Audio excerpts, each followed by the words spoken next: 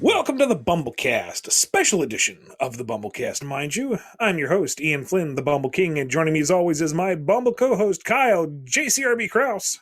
Whoa! Exciting. We have a very special guest today joining us on this special edition of the BumbleKast. Introduce yourself, Radrey! Hello, everyone. My name is Radrey. I am an American expat who's been living in Japan for about 12 years here in Tokyo. And I am currently starting a podcast on Sonic history, basically to just answer one question. Was Sonic ever good? I mean, that's a loaded question. Well, I don't know, because I've... Go on. So full disclosure for everyone at home, I guess. There's a little bit of delay between Ian and Kyle. I guess they're in North America, so this is real. I'm really in Japan. I'm not making this up. I'm not like some internet troll or anything. I don't know if you ever see all those people who claim to be in Japan, but no, I'm legit in Japan. Yeah, and I know you post pictures. You literally have an account dedicated to nothing but posting pictures of Japan that you've taken on Twitter, which is pretty cool.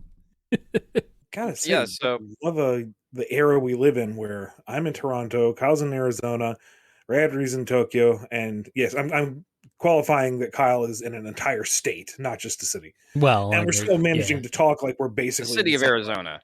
Yeah, there is like, you know, the major city. Now there's like three major cities here, but yeah, it's the city of Arizona, really. Okay. Yeah, I guess I could probably tell the origin of this podcast. The reason why I started this entire thing was because, you know, I was a Sonic fan at the age of 6, I suppose. I mean, my first Archie Sonic comic was issue 6, going all the way back then. I think, like, my father got me a Sega... I'm going to keep calling it the Mega Drive because I'm so used to saying that, but the Genesis. You can call it the Mega Drive. It's fine. They're pretty much interchangeable. Does everybody call it the Mega Drive now? Nobody calls it Genesis well, anymore? It's still Genesis is still the main thing they call it in the Americas, but I mean, we know what it is. Okay, well, because I haven't been in America for 12 years, so I don't know what's going on there anymore. I mean, I see everything like through the news, but I don't know how real that is. I always get people telling me things like, is America really that dangerous? And I'm like, I don't know. I haven't been there in ages. So it's hard for me to really say. Yeah. So basically, I've been a Sonic fan for quite some time. Well, no, I should say this. The reason why I'm making the whole podcast about trying to figure out if Sonic was ever good was because my kind of story is that I started off, you know, because I guess it was forced upon me by my dad, you know, because I was just something I was given. You know, like when you're that age, you take whatever it is that's given to you, and if it's fun enough, you'll play it. I don't know if that's the reason why I like Sonic. I'm not sure, but that's pretty much the story, how it starts. And I think, guys, I kept reading the Archie comic until around issue 71, and that's when I gave up because I think the story kind of lost its steam after.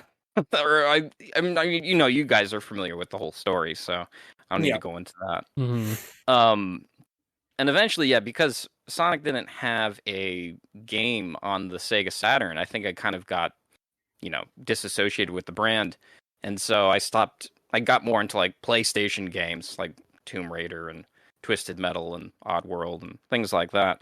And so I've been away from the Sonic IP for just a long time. And it wasn't really until Mania came out and the movie came out that, I mean, I got to say, I was shocked to see that, you know, a studio would actually listen to fans, you know, or I guess, I don't know. I'm not even sure what it is. I'm just surprised that, you know, a studio would listen to fans to change the movie. And I feel like, well, maybe there's a lot of people that like this Sonic thing that I liked a long time ago. And so that's kind of the story, really. Wow. That's a lot of story there. Yeah, I mean, I go into it in the podcast. I mean, the reason why I'm calling it Sonic Historian is because I'm just very fascinated by the history. And I want to learn more. So I figured the BumbleKast would be the best place to, advertise this show. So go everybody, go to YouTube, or it's everywhere. It's on YouTube. It's on Apple Podcasts. It's not on Google Podcasts, as Google's have given me trouble. But it's on pretty much everywhere else, wherever you get your podcasts. Yeah, check it out. Should be an interesting discussion. I see the episodes you've already put up have been. I haven't had the chance to listen to any of them yet, but the topics are very interesting. You're definitely covering a wide breadth of Sonic and the Sonic fandom, which can be it's mostly the fandom at large, which can be kind of dangerous, actually. Yeah, no, it's very dangerous. Yeah. Well, I guess full disclosure. I don't even know if I'm using that right. Correct me if I'm using any of this wrong. But full disclosure, I do another podcast called Why Come Japan, where I interview creatives about their craft and what it is they do here in Japan. They're like creative, mostly foreigners. I mean, there's some Japanese people, but a lot of the time, I interview like interesting people, kind of like do character profiles, and just entering the Sonic fandom, I just find all these like different kind of people. Oh yeah, because you have like the people who do role playing, the people who do Sonic art, the people who work behind the movie, the people who do the video games. And I mean, there's also some relation here to Japan, which sometimes I often forget that Sonic is Japanese. I don't know if you have to remind yourself that this is from Japan. This isn't an American product. No, but it's like it was tailor-made for Americans. I think that's why it kind of gets muddled a bit. So. His origins are so intermixed between the two regions. It's hard to really say where he truly began. Yeah. But you think so? Well, I mean, in a large part because most of what we know of him today came from the Sega of America marketing team of the time, at least as far as I have heard the stories go. Mm-hmm. A lot of the original concepts for Sonic with his more typical Japanese flair, the more animalistic design, the kind of, what is the term? The cutie fang. I don't remember what the expression is for that, but the that one? He had that in the very early passes, the human girlfriend, all this stuff. It was the American side that said, nah, let's roll it back. Let's do Robotnik. Let's give Tails his backstory and such and such. So he's very much a combination of two marketing plans coming together with the express purpose of killing Mario. And that was the goal. Right. And the development shifted too. After Sonic 1, the development's pretty much split. You had Sonic 2 and 3 developed basically in the West but they were developed by Sonic Team people along with Sega Technical Institute. And then you had the remaining portion of Sonic Team back over in Japan, and they were still working on Sonic CD, and so it kind of gets muddled in that split too. Yeah. So I've prepared a couple of questions. So before I go into those, I was thinking that I would tell a little bit more about what kind of guests I'm having on the show that you should look forward to. We interviewed, these episodes aren't live yet, but they will be. Probably by the time of this recording or whatever it goes up, maybe they'll already be available for everyone to listen. I don't know how you upload these, but yeah, basically we have Craig Stitt, the guy who worked on Sonic 2. We talked to him, and he's also the creator of a character you might know, Spyro the Dragon. Maybe you've heard of him. Okay, that's why that name sounds familiar. Yeah, the Skylanders thing, right? Yeah. Ian. Sure. Ian. Same thing, right? Of course it isn't.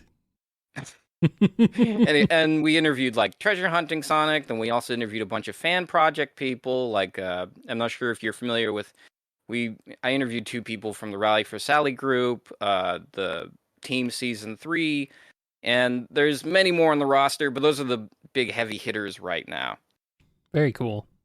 So I guess without further ado, if you don't have any questions for me, I'll just go into mine because I prepared a lot of questions for Ian because I know Ian is the I don't know. How would you describe yourself, Ian? In terms of the Sonic fandom. Doesn't know when to get out. Oh, okay. Well, we could go to that question first. No. It's weird because the Sonic fandom and the franchise itself have had a disproportionate amount of influence on my life, and I am both thankful of that and very aware of it. And for better or for worse, it's kind of defined my career and my identity. So it's an interesting relationship. I would dare say it's fairly unique. Not too many people. Yeah. Sorry to talk over you. You want to call yourself? Right. Okay, you want to call yourself the lore master, right? Well, I know more than your average person off the street. It's part of the reason why Dark Horse came to me to do the encyclopedia, because a lot of that stuff I knew off the top of my head, or at the very least, I knew where to begin my research without any kind of hesitation. It's like, I don't quite remember how this stage worked out, but I know where to look and how to look for it and how to contextualize it and so on and so forth. Are you telling me Marine has a water ability? I don't know, man. I don't know. That's just the thing I'm seeing in the fandom. That's what I'm seeing on Twitter. I don't know. I guess that's another aspect of the fandom is, I try to be as transparent and direct as I can in my interactions. Right. But I one of the hardest lessons I've had to learn is I have no control over how that information is processed and received. Right. So with like the whole Marine thing in the encyclopedia, I didn't know. Was it supposed to be a water attack? Was it an energy attack? What in the world? So I put that segment in there kind of tongue in cheek, looking for further direction or clarification. Right. And that's what we stuck with. So I don't think there is a clear answer. And so what we get is that kind of little coy shrug, but maybe at least we're acknowledging that something happened. And unfortunately, some people have taken that as direct, definitive, concrete proof. And it's like, oh, well, you can lead a horse to water, but you can't make it read it or something. Right. Sure. Well, I mean, what would you say is like the motivation for staying in it? I mean, don't say money. And, and despite that, that everyone seems to like, even myself, I think when I got these questions okayed by you, like I got one of these wrong. Because I think a lot of the time, sometimes, like, my brain just automatically tries to fill in the blanks. And I kind of feel like the fandom at large really does that too. I don't know. What's your motivation? It certainly isn't the money, because, I'm always looking for additional gigs. But it's... when you come down to it, I still love the franchise. My relationship with it has certainly changed over the years. There is a lot less naivete. There is a lot more understanding of how things work under the hood. But I still freaking love the little blue hedgehog. He and his franchise are just a creative, fertile ground that I'm very comfortable in.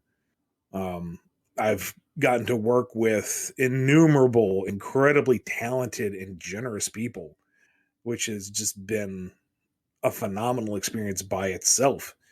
And there are, those who say, the Sonic fandom, and there are extremes. But by and large, the vast majority of people I interact with are extremely positive and upbeat and creative and giving and well-meaning. And it's just a really cool, diverse group of people. And for a franchise as old as it is, and as, I don't want to say splintered, but varied as it is, I still think there is some degree of underlying cohesion. There's this one singular thread, and that's just our love of the little blue hedgehog. And that's in its of itself fascinating. Yeah. Well, Well, yeah, because as you know, this podcast that I'm starting, it's basically going back to that. You know, that the talking point was Sonic ever good, or the other talking point, Sonic has had a rough transition into 3D. I'm sure you've heard all of them before, right? Are there any other talking points I'm missing? Like the ones that like the negative ones? The Sonic cycle, I think, managed to becomes a prominent idea to the point where it was worn out and fell away, that I could use it as a meme in Imposter Syndrome. And it okay. might be old enough that it's going to be coming back, ironically, next time we get a game or something. Oh, okay. I haven't read Imposter Syndrome yet because Japan doesn't get the Sonic, the IDW comics. We only get the trade paperbacks, so I have to wait for those. And I personally, I can't stand reading a comic on my phone. I just, I mean, I can do it if I really, really want to see it. I could do it, but I get you. I'm right there with you. I would need at least a tablet. I need something to hold. Phone, I just have to zoom in and scroll back and forth, and it's not the same as reading it on a laptop, you know? Yeah, I don't know. It just seems like reading on laptops, everything just feels so ephemeral. You know, nothing feels real. It feels like when I'm reading a book, it's like I have a 3D object in my hand and I'm turning the pages, you know, and I'm progressing into it. Whereas like if I'm swiping something on my screen, it just doesn't feel. I don't get the same experience, you know? Yeah, I'm right there with you. I digress. Yeah, so going back to like talking about those talking points, a lot of what it was is that I would hear these talking points and I'm thinking, well, I could obviously just refute these arguments, but like, are they right? Are they wrong? And so I really don't know. So I feel like this is what the entire podcast is about, to have people who are in the Sonic fandom to tell me, you know, not even just the fandom, like people who've made the games, people who've created the fan games, and just, you know, so they can give me information about what it is about Sonic that I'm supposed to love or I need to love. Because like, here's one thing that actually, this is a bit of a tangent, but I woke up one morning, because you can say classic Sonic, right? Classic Sonic was, I guess, the American interpretation is he's about environmentalism, right? Can I say that? Yeah, that was a big push especially in the 90s localization on the Western side of things. Right. But if I take modern Sonic, what is it even about? I'm like, is it about... It usually seems like it's all about just Eggman's doing something bad, so that's the story. The end. Yeah! I mean, tell me I'm wrong. Tell me everything I just said was, bunk. The overarching theme of modern Sonic is very muddled at best. Modern Sonic, I feel like, is more trying to stay topical as it goes along. You see, I mean, classic Sonic is not free of that. You know, the whole Supersonic being a clear and obvious nod to the Super Saiyan transformation, the Death Egg being a Death Star XP. You know, it has its influences too. But I feel like modern stands out more, not only because it's been running longer, but because it is more narratively driven. We are immediately forced to think more about the story than classic, which is, Eggman is here doing bad things. Stop. Right. Sonic 3 and Knuckles is elegant in its simplicity and simple in its beautiful, beautiful simplicity. But with the modern stuff, they're kind of trying to trace what is the popular thing at the time to maintain its relevancy, which is something that Sonic has struggled with from the get-go because he was a 90s icon. He was built with that kind of 90s irreverence that didn't endure. Compare Bart Simpson of today to the original Bart Simpson. They're night and day. The humor and what passed as cool and trendy then did not last. So Sonic has to evolve to kind of fit into what is cool and trendy and kind of counterculture with each successive generation while still being recognizable. And that is a terrifying task when you get down to it. Yeah. Mario is just like your everyman. he is so light on characterization overall, especially narratively, that he can kind of just exist from one era to the other. Sonic put all his chips into being this, counterculture identity while still being friendly and accessible to the masses, and that's a much trickier river to navigate. Yeah, it definitely seems so. Because I, to this day, like, I don't know what it's about. I mean, I think, like, I mean, maybe, okay, for example, let's say you take something, this is a way to date this podcast, I suppose. Like, something that's popular today, like, let's say Squid Game or something. Because I saw some people do, like, fan art, like, putting Sonic in, like, one of those jumpsuits. You're familiar with the show, right? Yeah. I mean, is that a good example of something, like, kind of putting him in to fit in with the cultural norm? Yeah.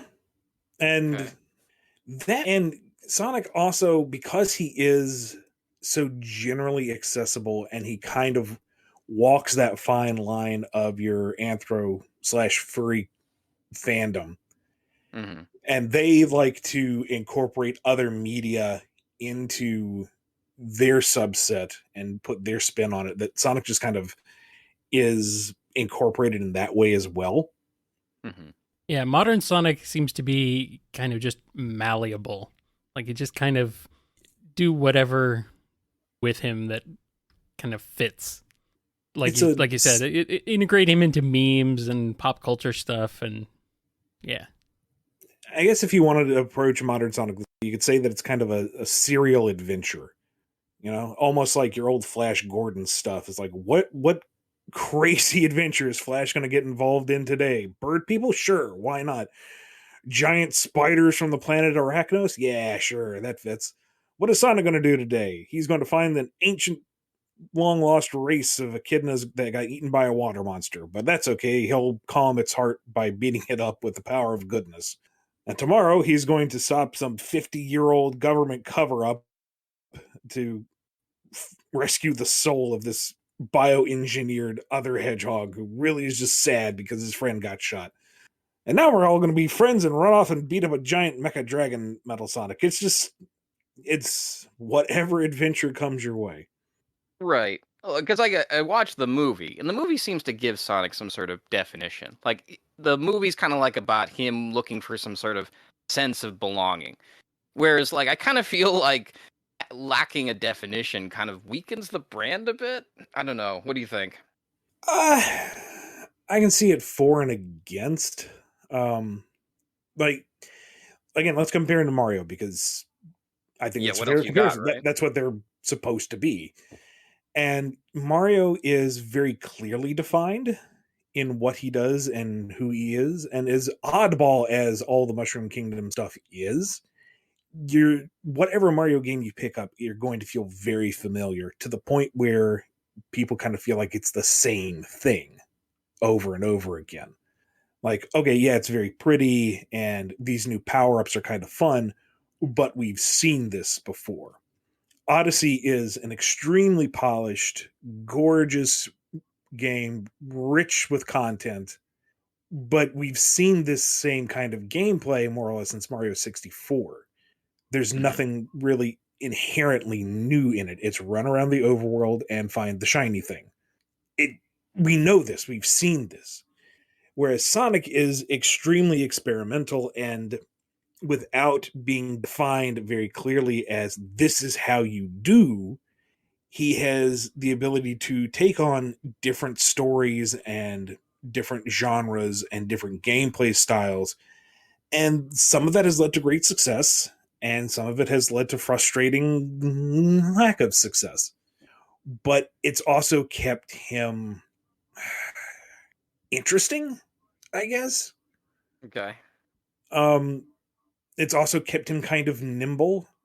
I mean, look at the Mario major title releases and how far it is between each one. Like, there's almost one per console generation, give or take. Whereas Sonic has varied greatly in the way he approaches gameplay and how he approaches storytelling across multiple consoles to the point where you're going to know you're going to have some form of Sonic media to touch upon somewhere in the world almost at any given time. Whereas Mario might be shined to a polish, but you're only going to get him every 3-4 years. There's no Mario comic on the side. There's no, well, I almost said there's no Mario movie, but we're getting that, and it's going to be interesting. But I'm meandering here. Yeah. No, continue, please. I think Sonic's versatility is both to his benefit and to his detriment. You can't experiment without some risk. That's an interesting take. I guess I never really thought of it that way before. So you could kind of argue that it's experimental. Yeah. I like that attitude. Okay. I guess this kind of begs the first question I was going to ask you. So when it comes to coming up with ideas for Sonic or Mega Man or Dragoon or any IP for that matter, I wanted to ask you, what is the moment that tells you that an idea that you had has been born? Like, when is it, like, when you're... Because, like, I know other people's process about how they write and how they come up with ideas, but I kind of want to hear what yours is. I don't know if there's really ever a epiphany moment where it's like, yes, now I have my grand narrative to bestow upon the people. It's just, I look at what's there and I say, okay, what next?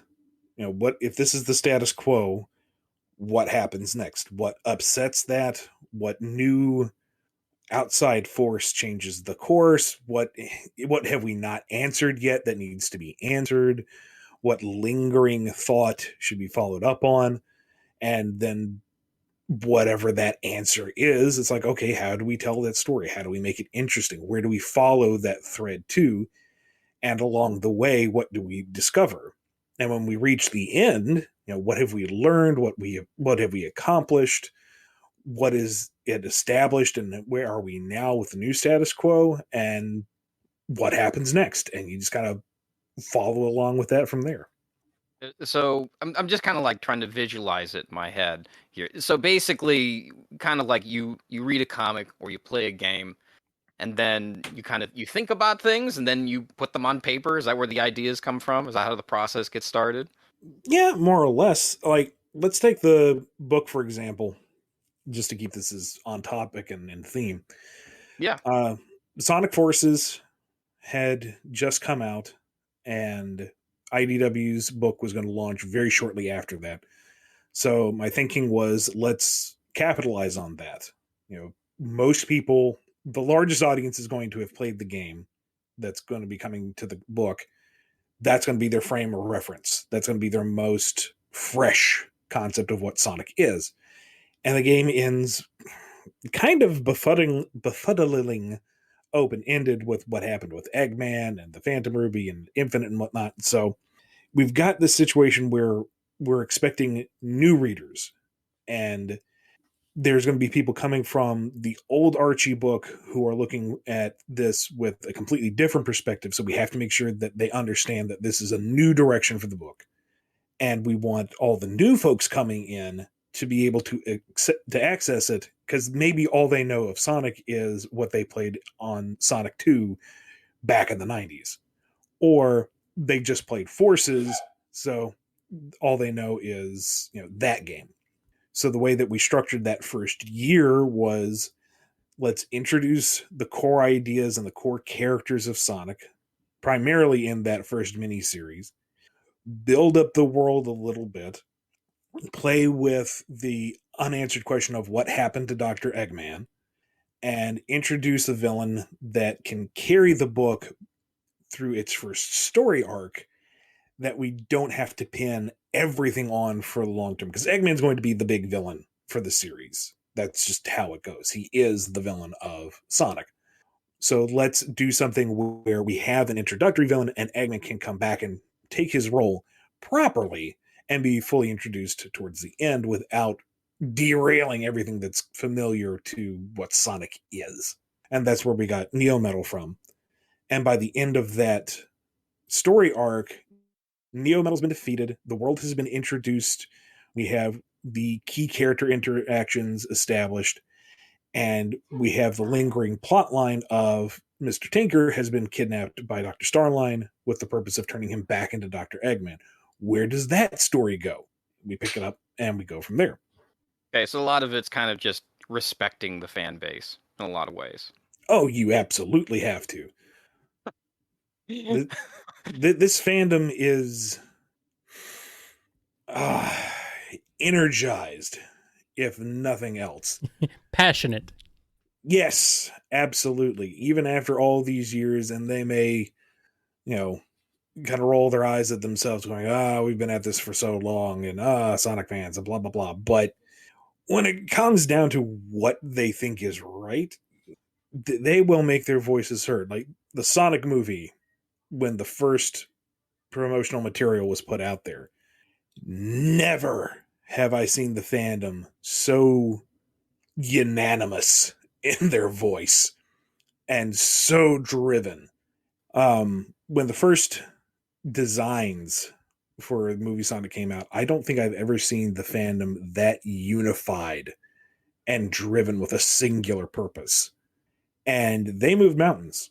Like the degree that which Paramount changed is astonishing to me, because it wasn't just going back in and redoing the model and reanimating the movie. That by itself is enormous. But they had merch. They had tons of promotional merch in production well in advance to meet the movie, and now all of it was trash. Like, can you imagine that much money and resources being tossed away in response to fan demand? That boggles my mind. Can you go into detail about why that happened? About why? Because to me, that's the most shocking and pivotal moment in the Sonic fandom. I don't know myself. Like, I was surprised by it. Like, not the way that the movie went. I was like, okay, this is going to be Hollywood trying to take something that is beloved and fix what's not broken to appeal to the mass audience, while missing the whole thing that Sonic has endured for 30 years for a reason. You need to adjust things a little bit, sure, but you don't need to wholly reinvent the wheel. And when the backlash came in, I thought, well, there's going to be a lot of tempest in the teapot. The movie will come out. Everyone will hate it. We'll move on. And we'll get our version. We'll get our version of the original Mario Brothers movie. From my understanding of kind of what happened, it was not necessarily the fan outcry that caused them to change it. It was the outcry from literally everybody. The media, the public at large, literally everybody. Because they expected, like, okay, the fans are going to hate this design, but we need to have regular people. We need to have normal, regular, everyday, non-Sonic fans also be interested in this. They're going to be our main source of income on this project, so we need to make sure it appeals to them. So that's what they kind of intended the original design to be, was a more publicly accessible version of Sonic, but they kind of missed the mark. So I think that's generally what happened. It wasn't necessarily just Sonic fans who were responsible for that change. It was the fact that the outcry was so nearly universal that they're like, okay, we really have to change this, or this is not going to go well for us. Sure, but I also would say that the fandom banged the drum loudest and longest. Oh, absolutely.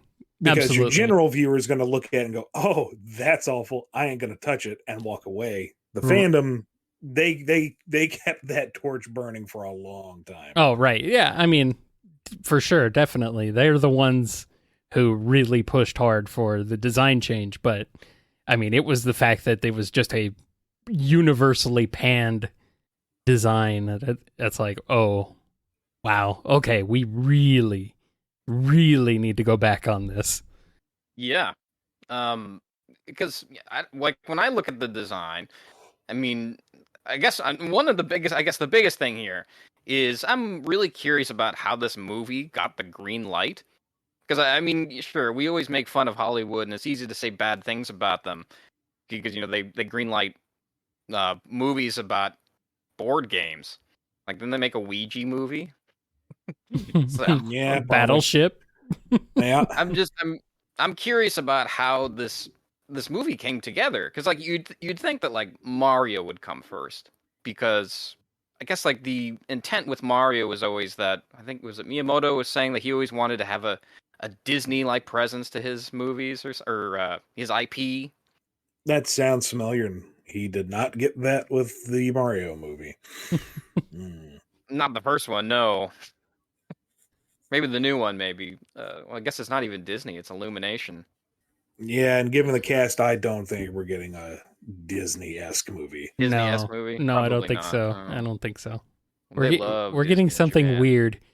That's the thing, though. Is like, while Sega does own the Sonic license, and while they are a powerful international corporation, Paramount is a lot bigger. Mm-hmm. And they have a lot more money, and they have a lot more sway. So I think they were able to kind of push things in a certain direction that probably Sega would not have gone with normally with the movie. So I think that's kind of why we ended up with the original design we got. So right. Well, I'm kind of really curious about why or how the film got greenlit, or whose idea it was to have a Sonic film. Because it's not like I was demanding a Sonic movie to be made. It's not like I'm reading things about Sonic fans saying, "When are we getting a movie?" You know, I don't read that anywhere. I unfortunately don't have any real insight into that. Yeah, that would be interesting to learn.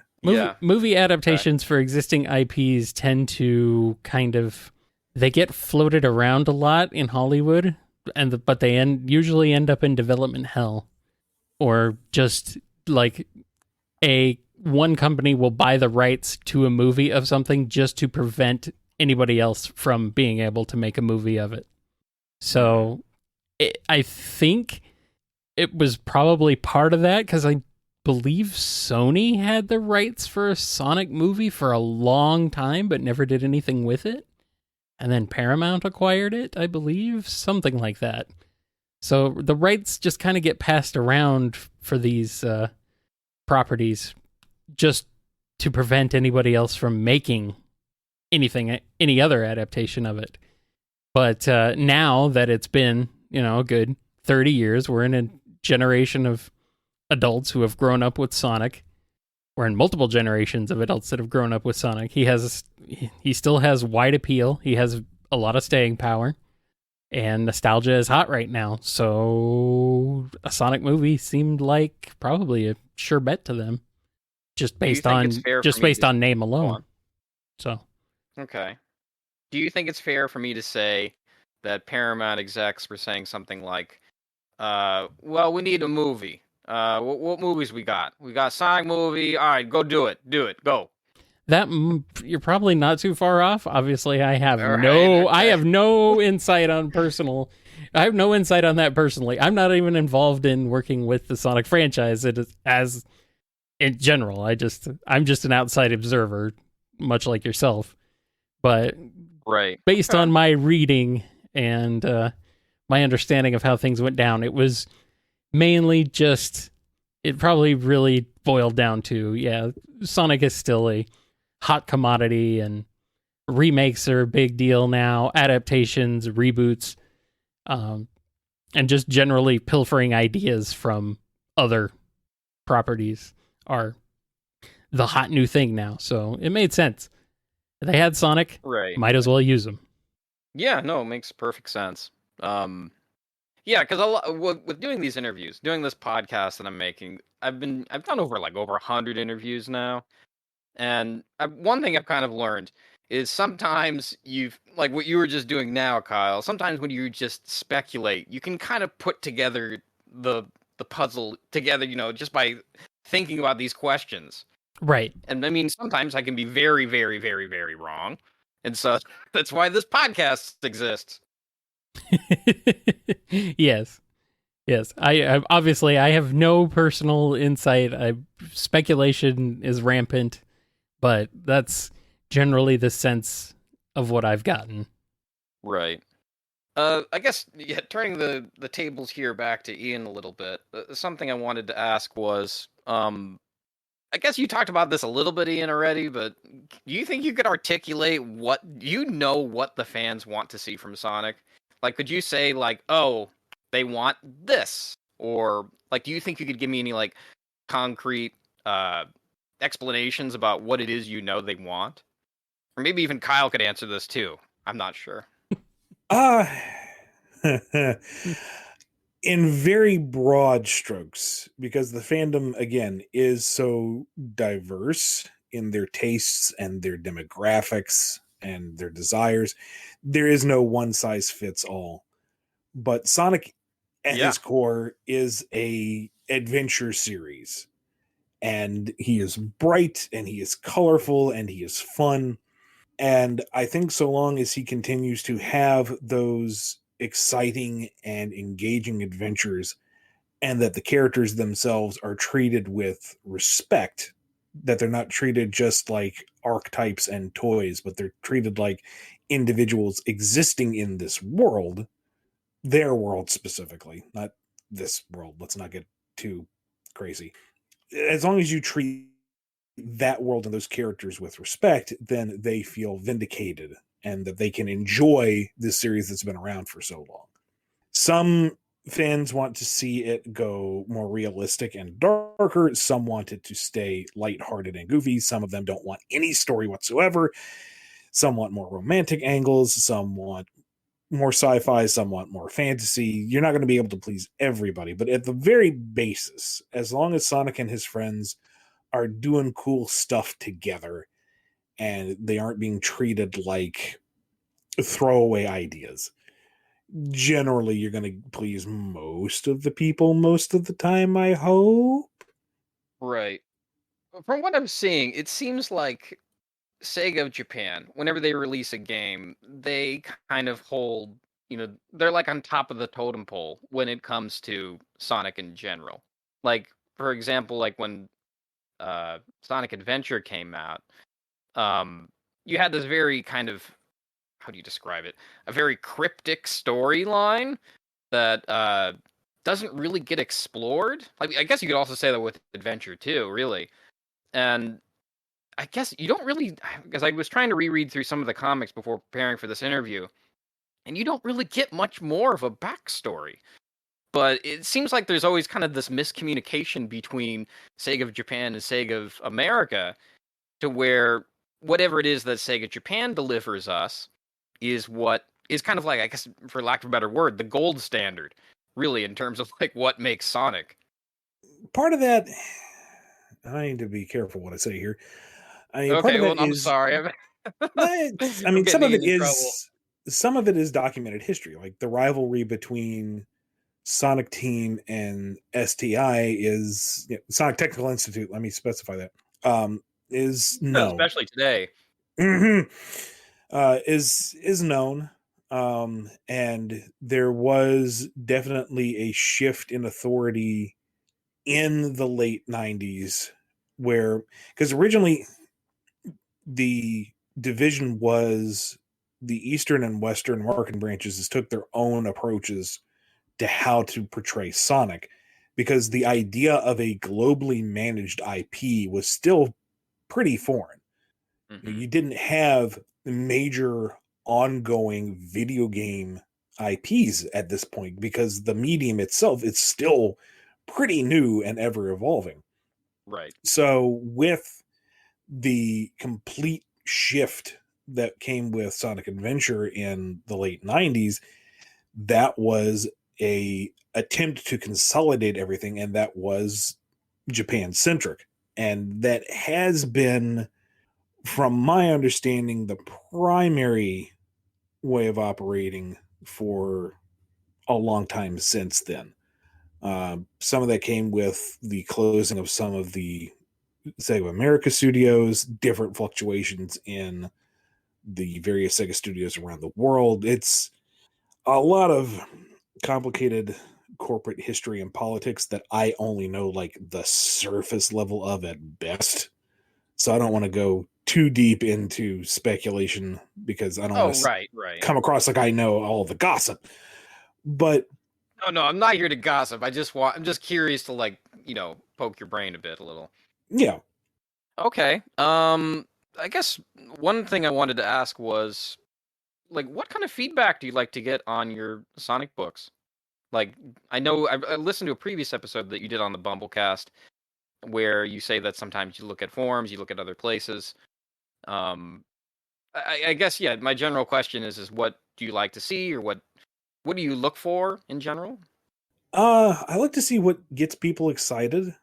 When something comes out, what are the jokes that landed? What are the ones that didn't? What are the beats that people are excited about? What are their takeaways from the story? And what is the general consensus on some things? There was a scene in the first year where people read into it a lot more than I anticipated, and that created a small story beat. It's mostly looking to see what's working and what isn't for most people. Like, if they're really digging the way things are going, then cool, I know that I'm doing all right.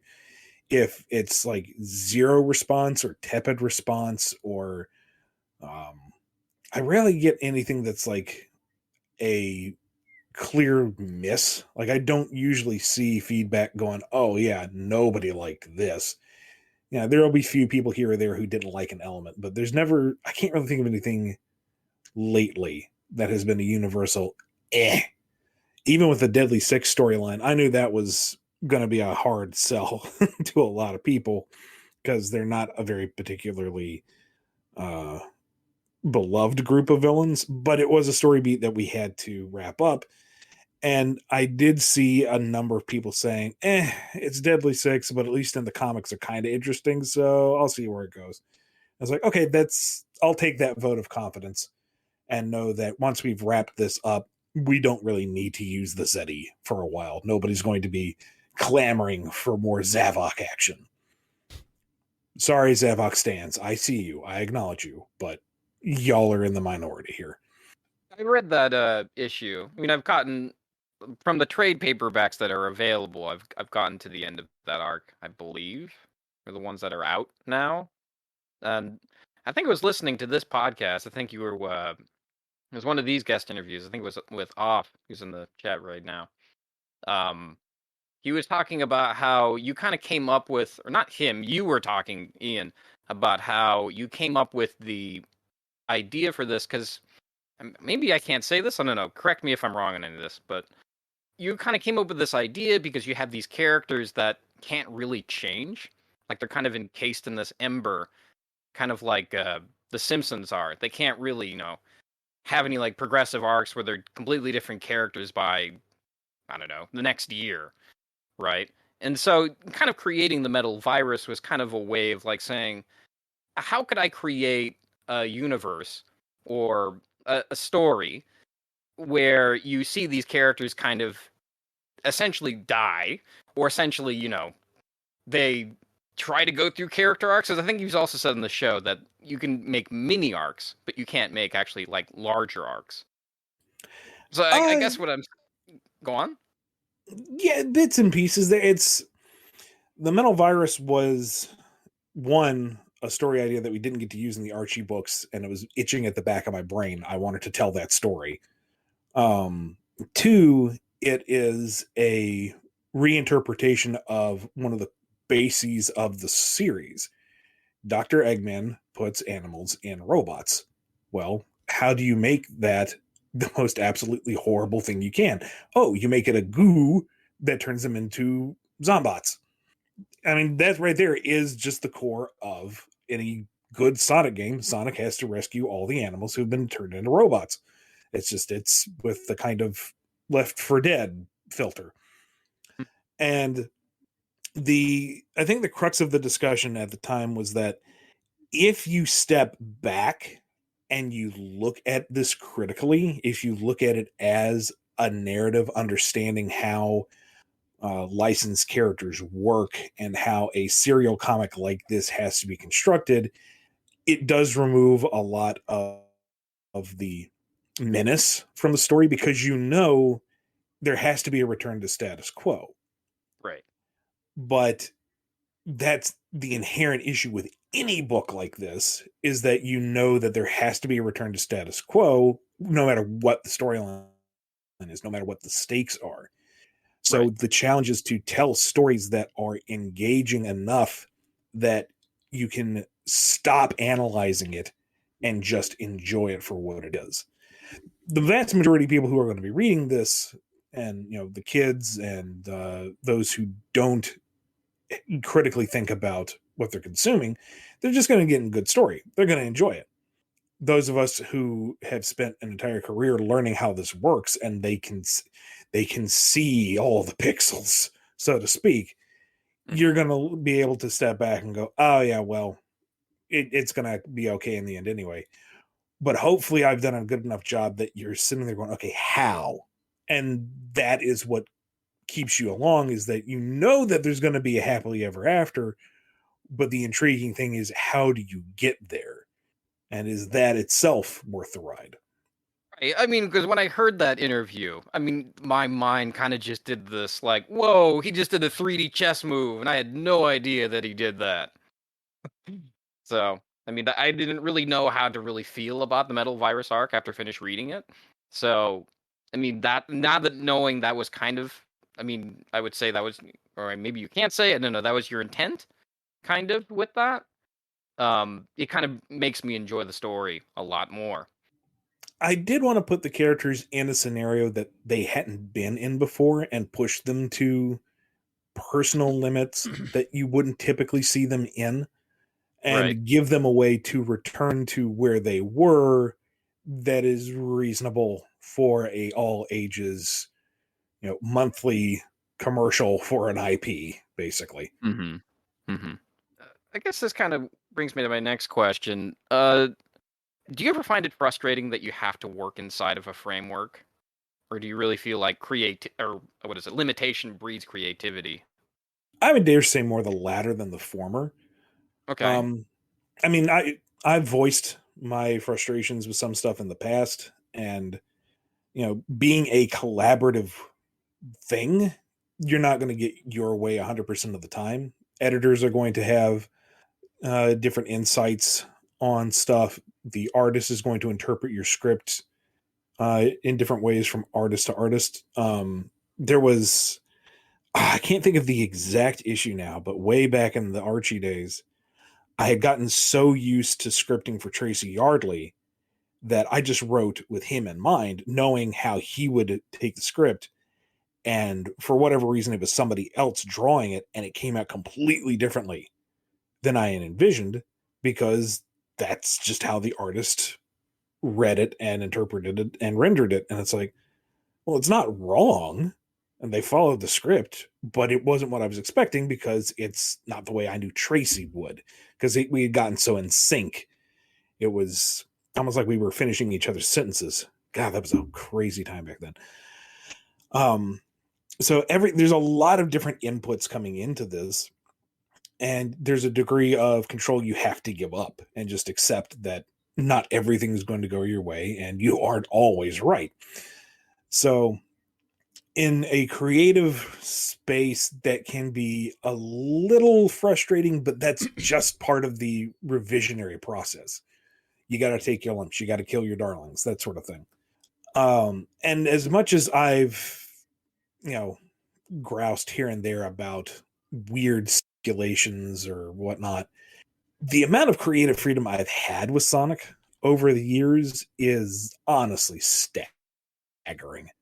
And if you look at all the crazy stuff that happened in pre-reboot Archie, and while I did try to steer that a little closer to game canon, it was still not remotely like the base material, and it still flew. When we did the post-reboot stuff, and that was much more canon inspired, we still took liberties with it, and we were still allowed to make a lot of different changes and reimaginings of things that other franchise holders would not remotely let you do. So, yeah, there's been restrictions here and there, but overall, I've enjoyed immense creative freedom, and 9 times out of 10, when something comes down the pipe, it's like, no, you can't do that, and you work around it, you come up with something better.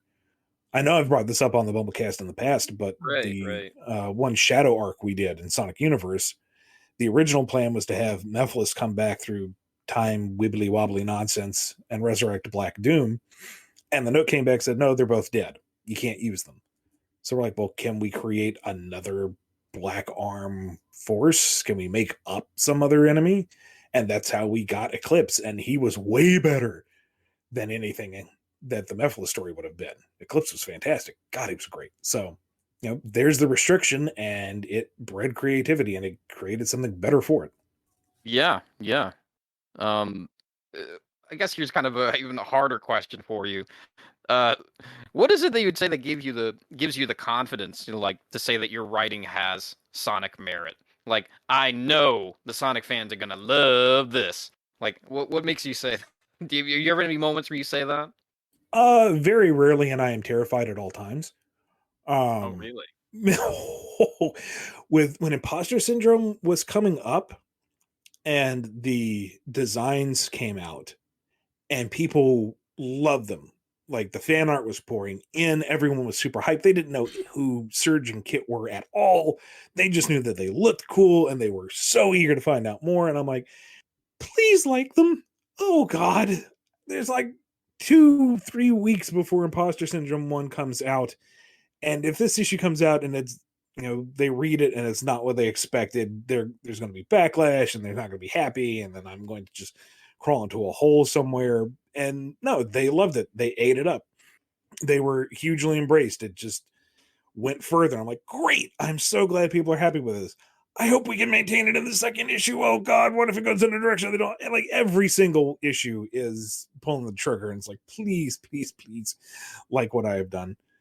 I mean, ultimately, what I try to do is write stuff that I find entertaining and interesting, and bring in material that I think others will enjoy on top of that, and try to do the best that I can to tell a universally enjoyable story.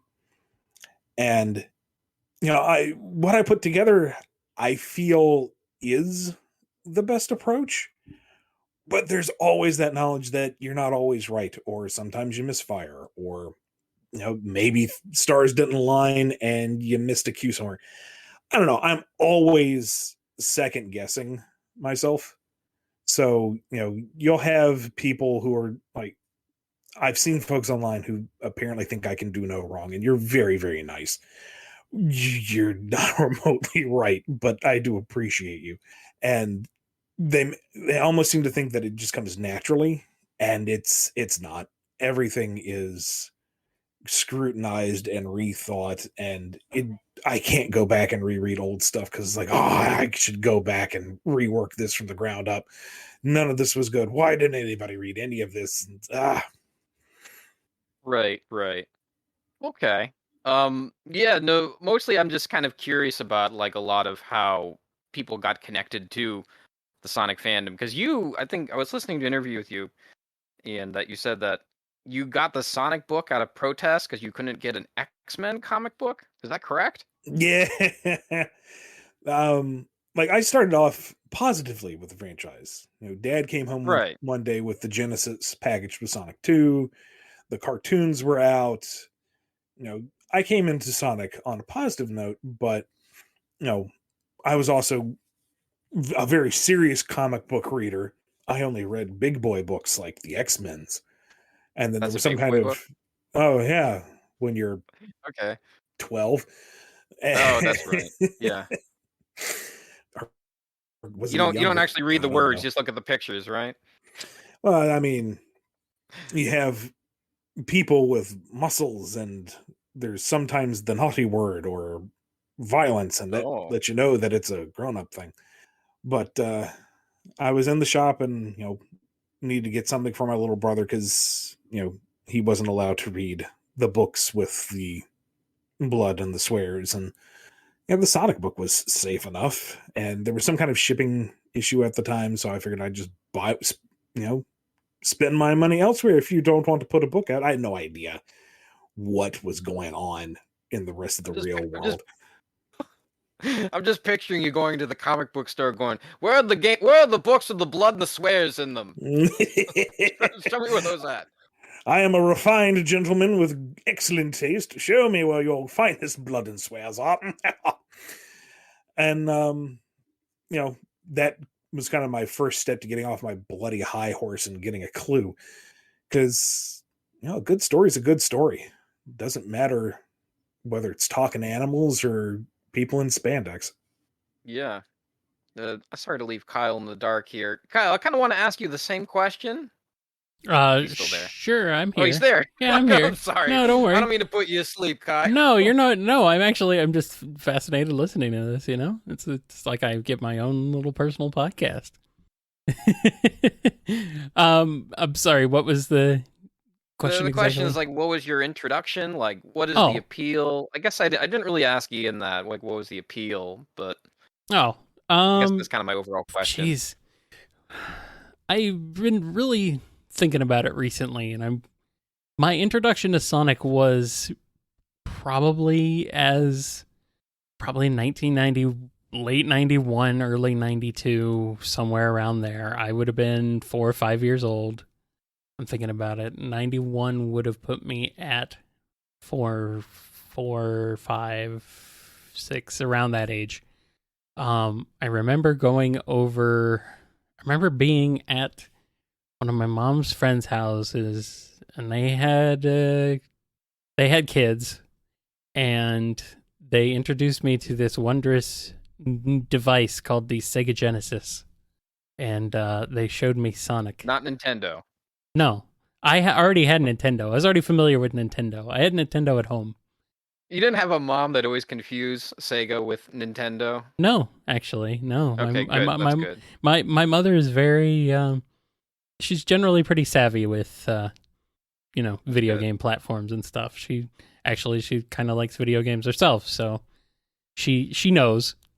And, I just, fell in love watching and playing this Sonic thing. And I probably just spent ages talking about it. I know it was on I wanted a Sega Genesis. That was on my Christmas list for 92. Yeah, it would have been 92 because Sonic 3 wasn't out yet. And I got the Sonic 2 Genesis pack-in bundle for Christmas. And from that point forward, I've pretty much just been a fan of the franchise. I mean, that's just kind of something that's always stuck with me. I'm not I've never been a super hardcore, extreme fan, but I've always loved Sonic, and despite all his flaws, and that's just kind of where I came into it. And the appeal for me was, he's blue, he's colorful, the levels are colorful, the music is beautiful and amazing and awesome, and it musically was definitely a big impact on it. Was wow, this sounds amazing. It was just, I don't know, blew my mind going from 8-bit to 16-bit back then, I think was the part of it. So between Mario World and Sonic 1 and then Sonic 2, being able to actually play Sonic 2 at home, I was being okay, I'm in this for life now. This is formative stuff right here. So you just said that you were never really a die-hard fan of Sonic? Those are my words. Yeah.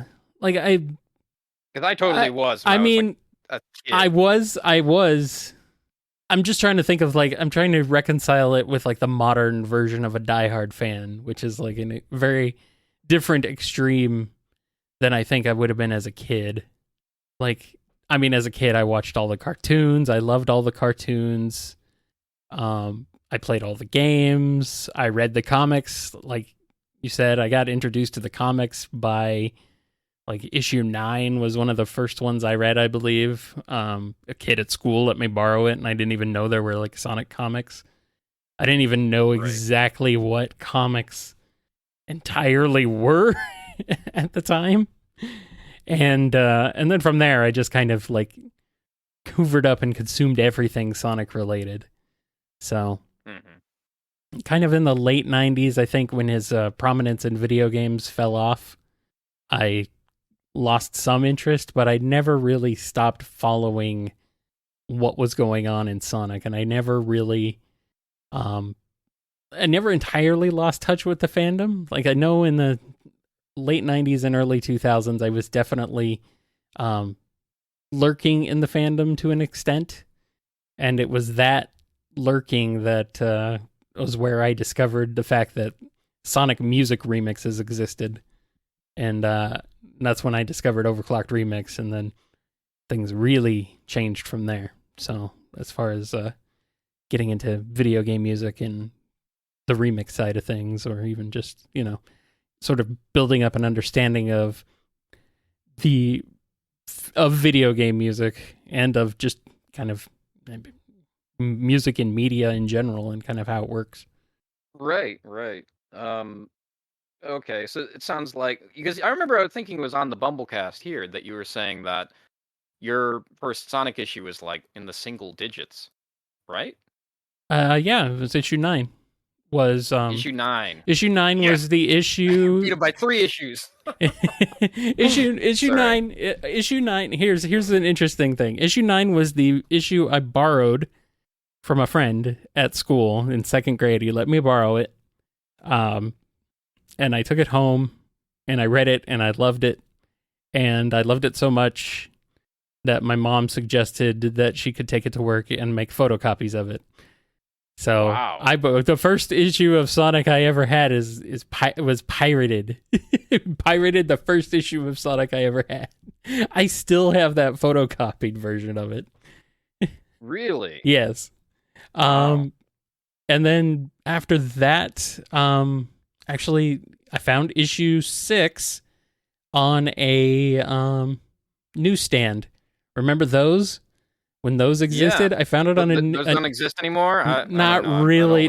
No. This was on like a circular rack newsstand sort of deal with a bunch of magazines at a gas station. And that was issue 6. And I believe that also had the Sonic and Knuckles special was there too, which, like, these came out really far apart, so they had that issue 6 sitting around for a long time. I grabbed it. I grabbed both of them there. I had a subscription. My subscription started with issue 13, so I just missed the... that was something else, just right? missed the... I just missed the 1-year cutoff, but yeah. And then I got some back issues. The back issues was the original miniseries. I got the reprints of issue 0, 2, and 3. Still missing 1 to this day, but I have all the other 3. So it was kind of like I just was immersed in all this stuff. Sonic 2 blew my mind. Sonic 3 came out and was like, oh my gosh, this is amazing. Sonic and Knuckles, I was kind of surprised by. I wasn't expecting it, but it came out and I was like, oh boy, this is cool. And then I found out you lock on Sonic 3 on top of it, and it gives you the best Sonic game ever. So I was enthralled with Sonic for a long time. So yeah, sounds like it. I mean, I definitely had that phase too. But yeah, I mean, I guess it's that's why why I'm starting this podcast. It's just relearning all these things and learning about the fandom. And finding all these amazing people that make up it, because it's a wide variety of them. I like to be laid back about it. Like, you know, I'm like, I don't want to say casual, because casual has a different connotation these days than it used to, I think. Oh, but like it's I mean, just in terms of like casual fan in general means you kind of follow it, you kind of know it, but you're not really super invested into it.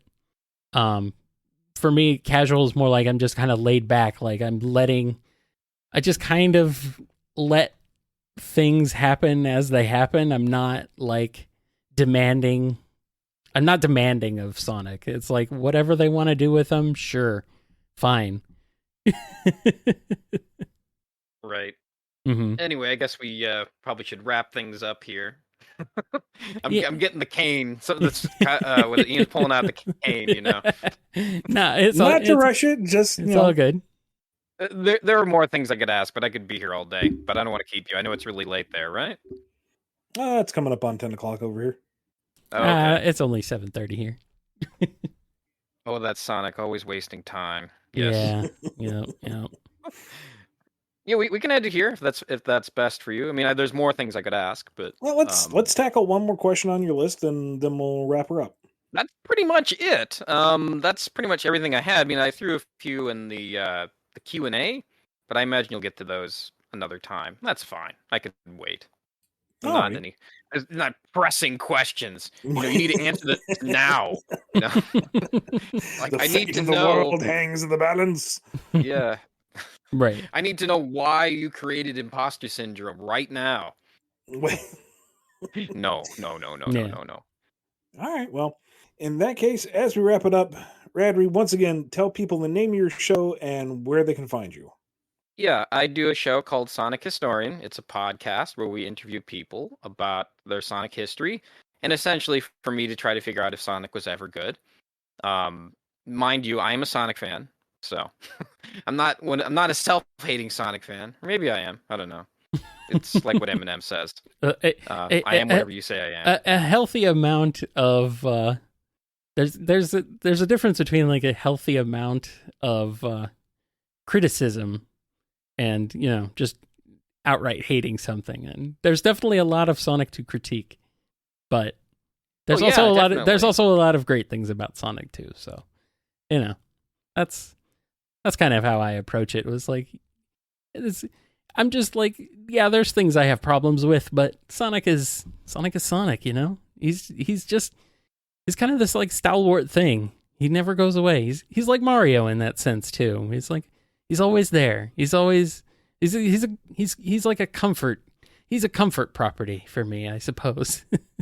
Comfort. You were about to say comfort food, right? Well, I mean, you can't eat Sonic, but I mean, well, let's see. You can drink ice cream. I guess he does have that ice cream, yeah, and you can drink. His eyes are never, you can drink perfectly on the face. You can drink the peach rings, or you can drink chili dogs now. Sure, whatever. G Fuel. Yeah.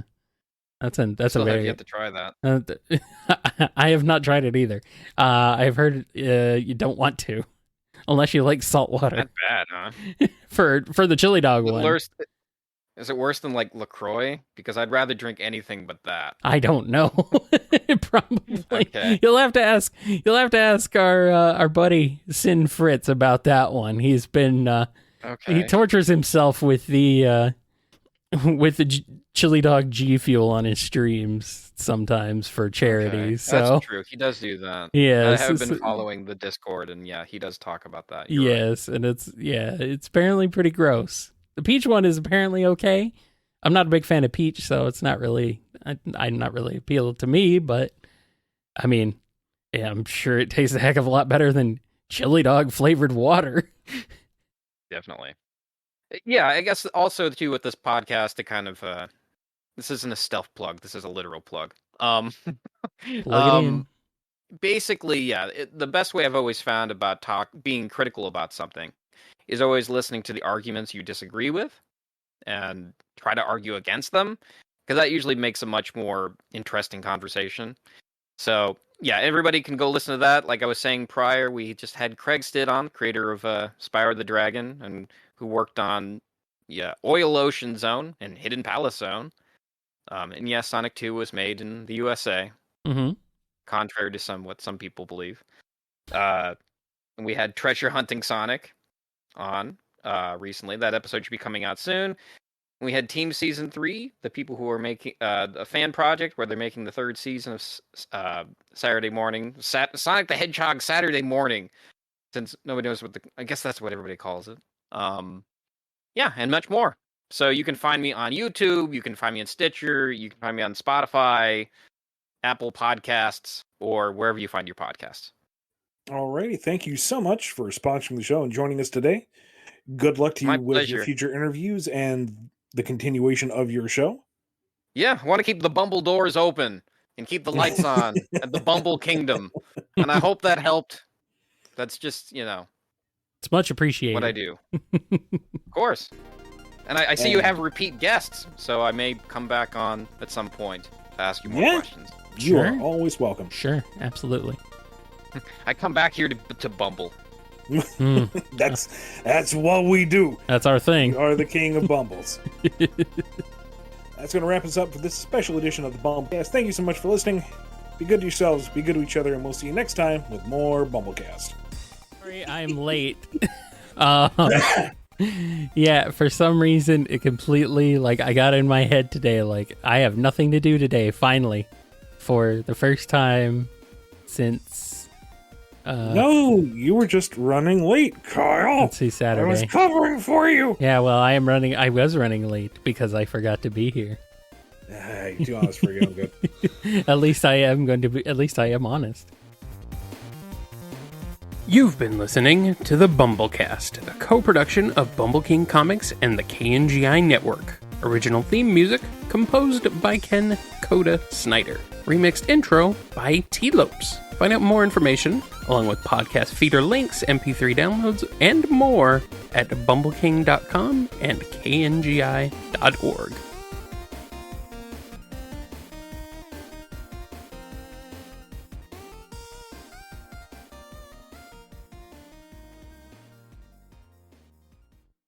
And yeah, they moved mountains. Ian? Wow, okay. Ian, you okay? Fandom feels. Yeah, Ian has been kidnapped, I think. I think his microphone might have died. Yeah, maybe. Or something. Yeah, holy shit, aliens. Oh, sorry. You probably gotta cut that. I know this is a family show. Hello? Hey. You're here, but you're coming through on your laptop, Mike. It sounds like your mic just fritzed out hardcore. How about now? There we go. Now you're back. Okay. Okay. Wow, that was weird. Sorry about that. It just all of a sudden freaked out. Yeah, that was something else. Just went into crazy static zone.